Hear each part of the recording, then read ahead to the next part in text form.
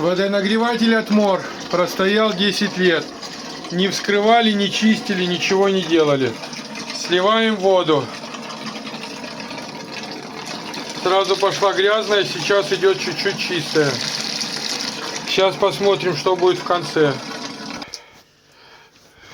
Вот такая красота. Ну-ка, дед, вот так подержи, вот так. Вот так, а сейчас мы его... Все, слилась. Нормальная чистая вода.